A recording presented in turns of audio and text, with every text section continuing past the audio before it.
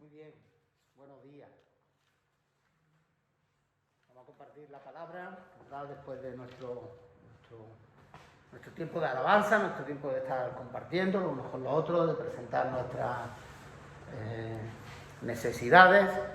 Como siempre decimos, en la Iglesia del Señor no oramos ni pedimos por debilidades, sino por necesidades. Y la Iglesia se convierte en un altar, donde todo lo que traemos lo traemos a la presencia del Señor. Entonces no tengas reparo ni tengas vergüenza por pedir al Señor lo que tu vida está necesitando en este día.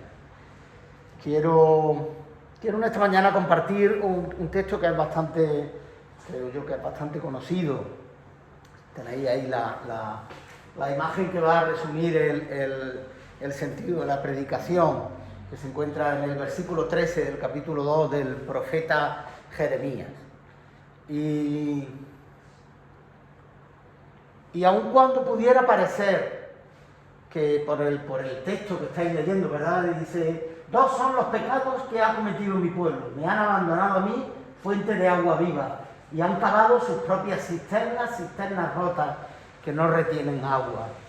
Aun cuando el versículo y el inicio de la predicación pudiera estar dando a entender a lo mejor, y lógicamente un reproche,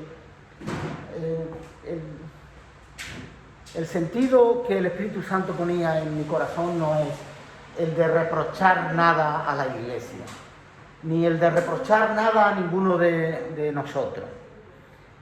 Pero sí, el Espíritu Santo me hablaba claramente de que quizás, a lo mejor, haciendo el ejercicio al que antes hizo mención Pepa, de que necesitamos analizarnos bien por dentro, a la luz de la palabra, analizarte bien por dentro a la luz de la palabra, no a la luz de otras cosas, no según tus propios criterios, para darnos cuenta de en qué situación espiritual te encuentras ahora mismo. Se encuentra ahora mismo la Iglesia. Yo voy a leer desde el capítulo 2, desde el verso 1 hasta el verso 13, ¿verdad? Y después comenzaré la exposición de la palabra. Dice así el capítulo 2 de Jeremías en los versículos del 1 al 13. Vino a mí palabra de Jehová diciendo: anda y clama a los oídos de Jerusalén, diciendo: así dice Jehová, me he acordado de ti, de la fidelidad de tu juventud, del amor de tu desposorio, cuando andabas en pos de mí en el desierto, en tierra no sembrada. Santo era Israel a Jehová, primicias de sus nuevos frutos. Todos los que le devoraban eran culpables, mal venía sobre ellos, dice Jehová. Oíd la palabra de Jehová, casa de Jacob, y todas las familias de la casa de Israel. Así dijo Jehová: ¿qué maldad hallaron en mí vuestros padres, que se alejaron de mí y se fueron tras la vanidad y se hicieron vanos? Y no dijeron: ¿dónde está Jehová, que nos hizo subir de la tierra de Egipto, que nos condujo por el desierto, por una tierra desierta y despoblada, por tierra seca y de sombra de muerte, por una tierra por la cual no pasó varón, ni allí habitó hombre? Y os introduje en tierra de abundancia, para que comieseis su fruto y su bien. Pero entrasteis y contaminasteis mi tierra, e hicisteis abominable mi heredad. Los sacerdotes no dijeron: ¿dónde está Jehová? Y los que tenían la ley no me conocieron, y los pastores se rebelaron contra mí. Y los profetas profetizaron en nombre de Baal, y anduvieron tras lo que no aprovecha. Por tanto, contenderé aún con vosotros, dijo Jehová, y con los hijos de vuestros hijos pelearé. Porque pasad a las costas de Quitín y mirad, y enviad a Cerar y considerad cuidadosamente, y ved si se ha hecho cosa semejante a esta. ¿Acaso alguna nación ha cambiado sus dioses, aunque ellos no son dioses? Sin embargo, mi pueblo ha trocado su gloria por lo que no aprovecha. Espantaos cielos sobre esto y horrorizaos, desolaos en gran manera, dijo Jehová. Porque dos males ha hecho mi pueblo. Me dejaron a mí, fuente de agua viva, y cavaron para sí cisternas rotas que no tenían agua. Dos males el pueblo de Israel hizo contra Jehová. Abandonarlo a él, a la fuente de agua viva, y cavar para ellos mismos cisternas, pero cisternas que estaban rotas, que no retenían el agua. Ese será el mensaje principal, pero previamente me gustaría destacar algunos aspectos de la palabra de hoy.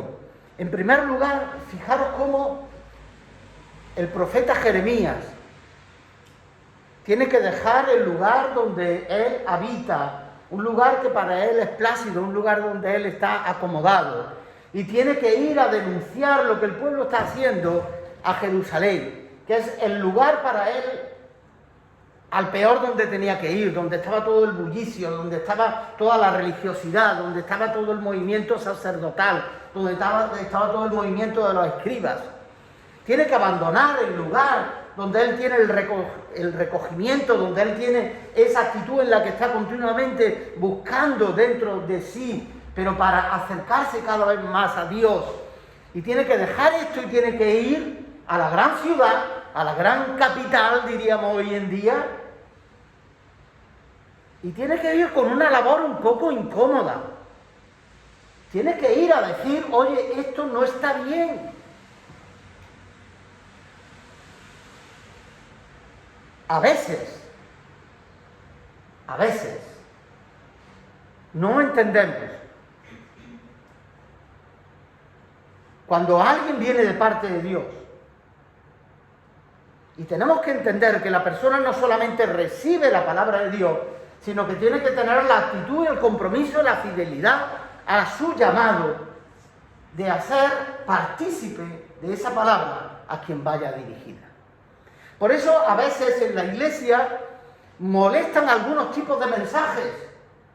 A veces estás diciendo, bueno, este mensaje yo no me quiero dar por aludido. También podemos hacer la táctica de la serpiente, ¿verdad? Esto, bueno, para mí no es, pero a lo mejor esto va por el hermano tal o la hermana cual, ¿verdad? Y entonces serpenteamos un poquito y nos quitamos del medio y dejamos el marrón para otro. Pero la verdad es que cuando Dios te quiera utilizar, no solamente tienes que escucharle a Él y escuchar su voz, sino que tienes que ponerte en marcha, tienes que dejar a veces tu comodidad e ir a enfrentar el desafío. Y si alguien de parte de Dios está tomando esa actitud, qué menos que tenerle el debido respeto. Qué menos que tenerle el debido respeto.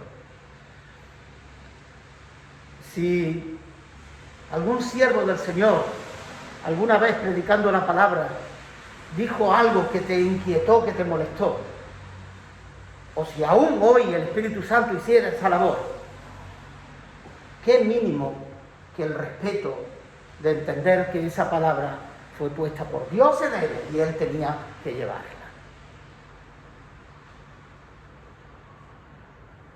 Así que no le era fácil al profeta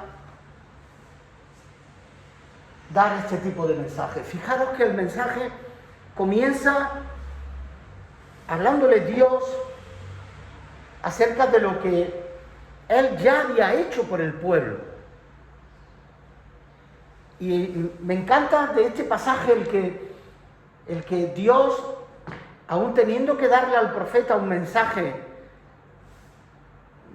de desafío, un mensaje de denuncia, trae memoria de lo bueno del pueblo de Israel. Y fijaros qué expresiones, a mí me llaman la atención algunas expresiones, ¿verdad? Dice, recuerdo la fidelidad de tu juventud. Yo creo que esto a todos nos ha pasado, ¿verdad? ¿A ti no te ha pasado? Cuando hablo de la juventud espiritual, cuando comenzaste a buscar de una manera ansiosa, hasta diría, en la palabra de Dios, no te bastaba, el día no te llegaba para buscar algo de parte de Dios para tu vida, ¿verdad? Esa juventud espiritual en la que estás completamente inquieto por todo y lo único que quieres es más. Porque la juventud lleva a eso, ¿verdad? A veces decimos que, claro, es que los jóvenes son muy atrevidos, pero a veces espiritualmente necesitamos seguir siendo jóvenes en cuanto a esa actitud de búsqueda y de conquista de las cosas del Señor. El amor de tu desposorio. Esto yo creo que la mayoría también, ¿verdad? Hemos tenido esta experiencia o la podemos imaginar. El otro día leía una entrevista que le hacían a María Galeana, es la actriz esta, que es la que hace de abuela en la serie Cuéntame, que ella no era actriz, ella era profesora, era una profesora de instituto y a raíz de ser una aficionada al teatro y tal, pues terminó en la televisión y hoy día es una consumada actriz. Y a ella le estaban preguntando por su trayectoria y tal, y contando, y en una de las cosas, hablando de su juventud, dice, hombre, es que yo recuerdo perfectamente la primera vez que mi marido me dio la mano, la primera vez que me dio el primer beso. El amor del desposorio. Ese amor en el que, por un lado, estás loco por esa persona, ¿verdad? Y cómo lo que sientes esa primera vez de darte la mano con el ser con el que quieres compartir tu vida, del primer beso.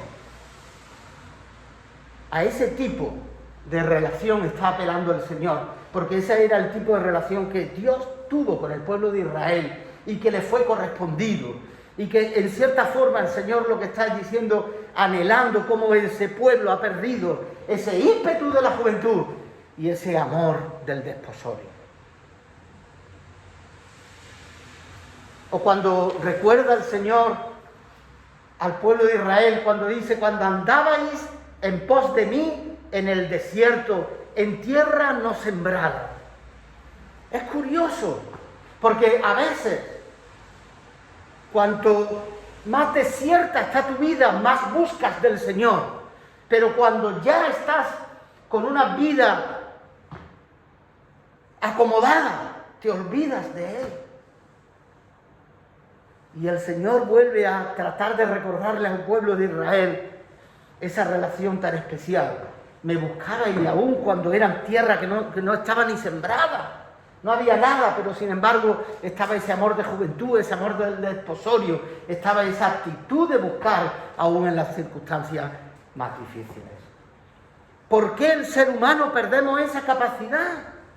¿Por qué cuando estamos mejor es cuando estamos más lejos de Él? No se entiende. No se entiende. Pero esta es la realidad. Incluso, después de traer Dios al recuerdo todo lo que hizo a Israel, compara con las civilizaciones próximas, con los territorios próximos, y dice, pero fijaros, si ni ellos, que adoran dioses que no son dioses, los dejan, ¿cómo me dejáis vosotros a mí, que soy el Dios verdadero, el Dios vivo? Dos cosas quisiera destacar, porque voy a ir ya terminando el mensaje, para acomodarme al tiempo que tenemos. Pero quisiera destacar aquí dos cosas. Una, y antes hemos tomado dinámica en este aspecto, pero me gustaría que mentalmente te centres en una pregunta. Hemos visto lo que en el pasaje, como Dios le recuerda todo lo que hizo, cómo os traje de Egipto, cómo os saqué, cómo os alimenté, cómo os tuve, cómo os llevé a una tierra fértil. Por un momento, piensa en algo concreto que Dios ha hecho en tu vida, que no puedes olvidarte de eso. Una situación concreta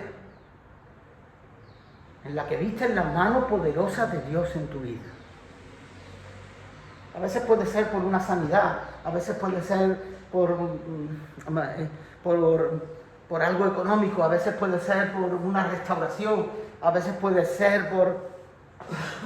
Piensa en algo concreto, en lo que Dios ha hecho en tu vida, que no puedes olvidarte. Y te pido que no lo olvides y que des gracias. Porque la otra cosa que quiero destacar es que fijaros como el pueblo de Israel cuando llega a acomodarse, nadie se acuerda de Dios. Ni los sacerdotes, que tenían el oficio sacerdotal, su llamado, su ministerio, su ADN, era buscar a Dios todos los días. Y sin embargo se olvidaron de Él. Terrible cuando el sacerdocio olvida su oficio.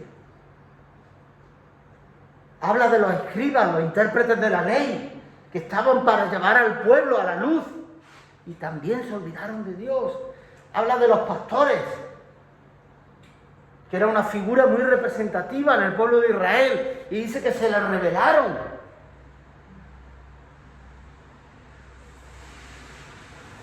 Y finalmente, habla de los profetas. La palabra profética ya no se daba en nombre de Dios, se daba en nombre de Baal, de dioses falsos. Imaginaros qué caos cuando eso ocurre. Así que en esta mañana yo quiero que tú pienses cuál es el oficio que tienes en esta iglesia. Porque mira, a lo mejor, date cuenta que aquí la palabra pastor no se refiere a lo que entendemos por el pastor de una iglesia. Se entiende de los pastores de los que cuidaban del ganado, que era de lo que subsistía la economía de Israel en ese tiempo, fundamentalmente. Entonces, si Dios te ha llamado a ser un sacerdote, si Dios te ha llamado a ser un profeta, si Dios te ha llamado a estar al cuidado de algo, si Dios te ha llamado a que estés estudiando la ley, Dios te habrá llamado a lo que sea en esta iglesia. No quiero, a ti te he llamado y todo, no, piénsalo tú. Pero si tú no haces lo que tienes que hacer, ¿quién lo va a hacer por ti? ¿Quién lo hará por ti? Fijaros cómo es Dios, no obstante toda esta situación, todo lo que hay. Hay un texto que aquí se malinterpreta muchas veces. Quiero mencionarlo. El versículo 9 dice: por tanto, contenderé aún con vosotros, dijo Jehová, y con los hijos de vuestros hijos pleitearé. Y vemos cómo Dios está interesado en nosotros, aun cuando nosotros no lo estamos ni buscando. Y esto no es una maldición de generación en generación, hasta la tercera y hasta la cuarta. No, esto es todo lo contrario. Dios te va a buscar a ti y te buscará a los hijos tuyos y a los hijos de tus hijos. Te estará continuamente buscando, porque el amor de Dios es implacable. Te va a buscar aunque te esconda en el fondo del mar.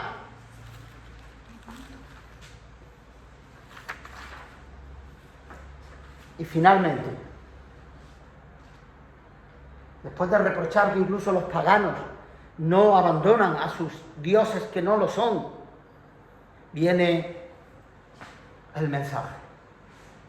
Me habéis abandonado a mí, la fuente de agua viva, y habéis hecho cisternas para vosotros, cisternas rotas. Fijaros, en aquella época el agua, igual que ahora, ¿verdad? Y en el futuro será peor, pero era un bien escaso y un bien muy... Había que tratarlo bien y estaba muy valorado. De forma que si tú tenías algún tipo de casa, normalmente en las propias casas, una vez que ya el pueblo se asienta, que ya deja de ser nómada, tenían un sistema en el que cuando llovía una parte de esa lluvia, ellos, a través de unas cisternas que cavaban al lado de la casa, no llegaban a ser pozos, porque para hacer el pozo tenía que tenía otras características, pero esto era más doméstico, era algo para la necesidad de cada uno, de tu propia casa. Pero recogías el agua y ahí podías estar utilizando el agua. Pero fijaros qué comparación más profunda es la que tiene la palabra de Dios. Yo cavo una cisterna que precisamente por eso, por ser algo doméstico, por ser algo que hacía cada uno en su casa, normalmente estaban mal hechas. Y el agua de la lluvia se desperdiciaba. Pero es que aún haciendo una cisterna perfecta, recuerdo cuando fuimos a Melilla, estuvimos visitando la Melilla antigua y allí había precisamente cisternas y había un sistema para recoger el agua y estaba, la verdad que era una ingeniería increíble, todo con piedra, todo tal, pero aún con la cisterna más perfecta hecha, el agua está estancada. El agua está buena un tiempo, pero después de ese tiempo, ese agua no vale para el consumo humano. Vale para otros menesteres, a lo mejor te vale para lavar, a lo mejor te vale para asearte, pero no vale para quitar y calmar tu sed. Me abandonaron a mí la fuente de agua viva. La fuente de agua viva. Es ineludible recordar las promesas de Jesús. El que cree en mí, de su interior correrán ríos de agua viva. El que cree en mí, de su interior correrán ríos de agua viva. Fijaros la mujer samaritana, la que fue al pozo de Jacob en Samaria, en Sicar, y cómo cuando Jesús habla con ella directamente y le dice: si bebieras del agua que yo te daré, no tendrás sed jamás.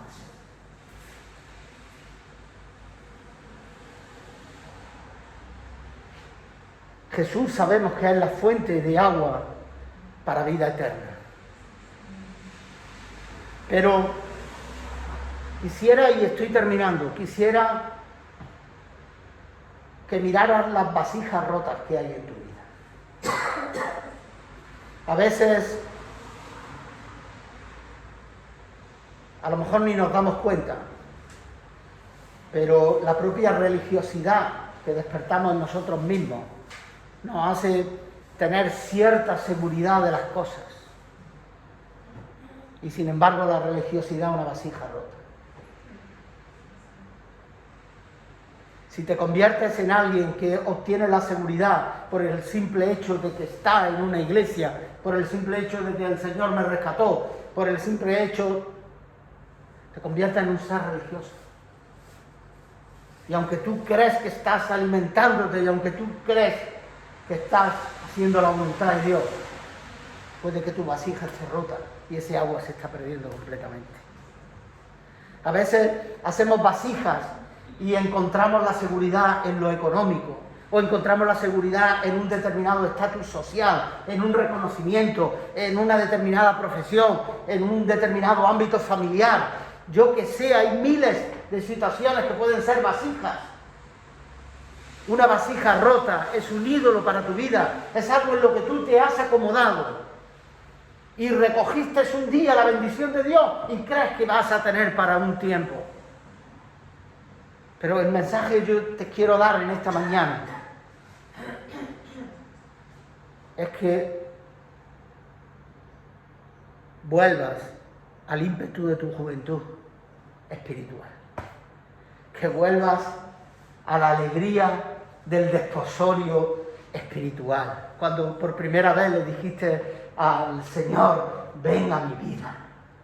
Y si no te has desposado con el Señor, te invito en esta mañana a que sea el día en el que tú puedas tomar la conciencia de decirle al Señor: Señor, ven a mi vida. Yo quiero que de mi interior nazcan ríos de agua viva espirituales. Quiero ser una fuente de bendición para los demás. ¿Cómo vas a ser una fuente de bendición para los demás si tu cisterna está rota? El manantial brota continuamente, brota continuamente, brota continuamente. La vida en Cristo va a brotar en ti continuamente. Si pretendes hacer vasijas de experiencias espirituales, de experiencias personales, de lo que tú quieras, te vas a quedar ahí y poco a poco vas a ir perdiendo ese agua o se va sencillamente a pudrir. Deja que de tu interior el Espíritu Santo haga la obra. Y acércate, búscale a Él, haz memoria de lo que Él ha hecho en tu vida y búscalo con el ímpetu del joven, con el amor del desposado y con la confianza del que fue cuidado, aún en tierra inhóspita. Esto hará crecer tu vida y hará crecer la vida de la Iglesia. Y serás de bendición a todo el que se acerque a ti, porque tú manarás lo que de Cristo estarás recibiendo. Que el Señor os bendiga.